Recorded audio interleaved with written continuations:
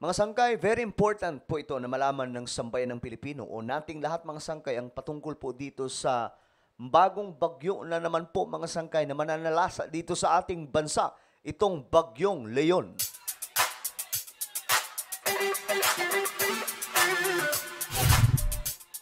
So hello, what's up mga sangkay, magandang oras po sa inyong lahat mula sa Luzon, Visayas, Mindanao, Sabat, maging sa ating mga kababayan na nasa iba't ibang bansa.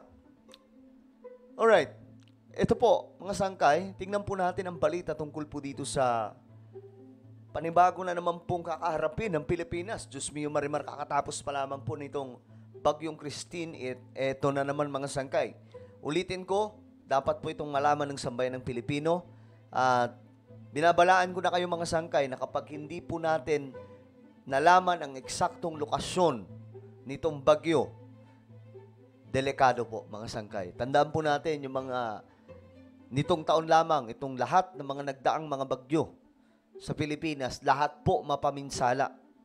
Okay?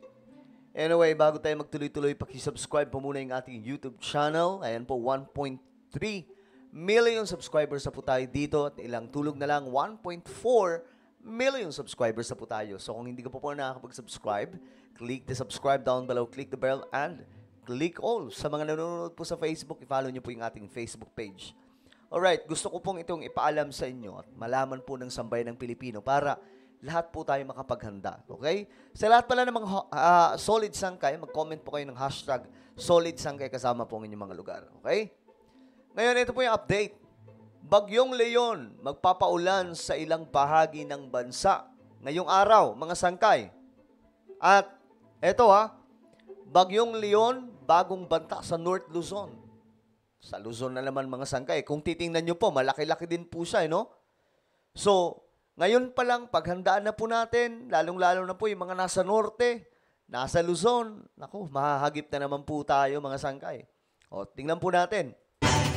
Bahagyang lumakas ang Tropical Storm Leon habang patuloy ang paggalaw nito sa Philippine Sea. Huli itong namataan 1,000 kilometro east ng Central Luzon. O, ayan mga sangkay. Alam nyo, pwede pa po itong mas lumaki, ng mas lumaki, ng mas lumaki. Kaya ipagdasal po natin ang ating bansa, mga sangkay, kasi alam nyo, sunod-sunod na po itong mga bagyo na dumaraan sa Pilipinas. Medyo aminin na po natin mga sangkay, medyo nakakatakot na itong mga bagyo ngayon dahil nga po may lakas na po ito na hindi katulad po dati na medyo mahina pa before mga sangkay, di ba? Mga batang 90s. Naalala nyo, pag sinabing signal number 3, yan na po ang pinakamalakas. Pero ngayon mga sangkay, kung papansinin po natin itong mga bagyo, hindi na po basta-basta. Masyado na pong malalakas ito. At kumikilos pa kanluran. Sa pag-asa, hindi ito mag-landfall pero posibleng magtaas ng warning signal sa bahagi ng Cagayan Valley at Bicol Region. Okay, hindi magla-landfall. Pero mahahagip pa rin po tayo mga sangkay. Tandaan po natin kahit hindi po tulad dito noon mga sangkay na kapag hindi mag-landfall, walang pinsala. Pero ngayon kahit hindi mag-landfall, may pinsala pa rin malupit mga sangkay. Alala niyo yung bagyong Christine? Hindi po gaanong nag-landfall yun. Pero ang nangyari mga sangkay, marami po ang nahagip papunta sa Visayas, sa Samar, sa Albay, sa mga Kabikulan, mga sangkay, at iba pang bahagi ng ating bansa. Bago po siya makapag-landfall sa norte, mga sangkay, naminsala po muna. So ngayon pa lang guys, pagandaan na po natin ito. Kasi mahirap na mga sangkay, alam nyo, doon po sa India, ang goal po lagi nila, sana gawin din po ito ng mga mayor, yung mga local, LGUs. Dapat ang goal nyo, mga sir, zero casualties. Para nang sa ganun kahit papano, magkaroon po tayo ng goal na ganun, na ito mga kababayan ninyo, mga kababayan natin, mailikas yung mga nasasakupan nyo. Ganun ang ginagawa sa India. Bawat mga mayor doon, nag-aano silang mga sangkay na mandatory evacuation. Kasi malala na po itong mga bagyo ngayon, mga sangkay. Itong mga bagyo ngayon ay pinalalakas ng climate change. Ito po ay seryosong banta ng buong mundo. Tandaan nyo mga sangkay, sunod-sunod po ito. Italy, Central Africa, India, Pilipinas, China, kung saan-saan pa, Taiwan, mga sangkay. So, hindi po ito normal na mga bagyo ngayon. Ito po ay bahagi po ng climate change na delikadong-delikado na. Posibleng manatili ang bagyong Leon sa PAR hanggang Miyerkules. So, hanggang Wednesday pa raw po ito, mga sangkay. Magpapaulan din ang outer rain bands ng bagyong Leon sa extreme northern Luzon, pati na ang southwesterly wind flow sa ilang lugar sa Mimaropa at Visayas. Sa rainfall forecast ng Metro Weather, posible ang light to heavy rains sa malaking bahagi ng Mimaropa bukas. Okay, so ngayon, uulanin yung ibang mga lugar sa Luzon dahil po dito sa bagyo. So mag-iingat po ang lahat, ha? Lalong-lalo na po yung mga pagguho ng kalupaan, mga sanggay, Diyos mio marimar. Please lang, kung alam nyong delikado po yung mga lugar nyo, iwanan nyo po muna panandalian hanggang sa mawala na po itong bagyo. Kasi mas mahirap pang sangkay kung kung kailan malala ng sitwasyon, saka tayo aalis. So ngayon pa lang mga sangkay, pagandaan na po. Light to moderate rains sa western at central Visayas at northern Mindanao. Mababa ang tsansa ng pag-ulan sa Metro Manila sa ngayon at sa undas naman maghanda po dahil posible ang panakanakang pag-ulan sa southern Luzon at Visayas. Mataas din ang tsansa ng thunderstorm sa eastern section ng northern at central Luzon dahil sa easterlies. Ganyan din po sa Mindanao. Grabe, no? Hindi pa nga natatapos tayo sa problema nitong ginawa ng Christine. Eto na naman. So ayon po dito sa report mga sangkay, tuluyan nang nakapasok sa Philippine Area of Responsibility ang Bagyong Leon na pinangangambahan hahambalos sa Northern Luzon sa loob ng susunod na 24 oras.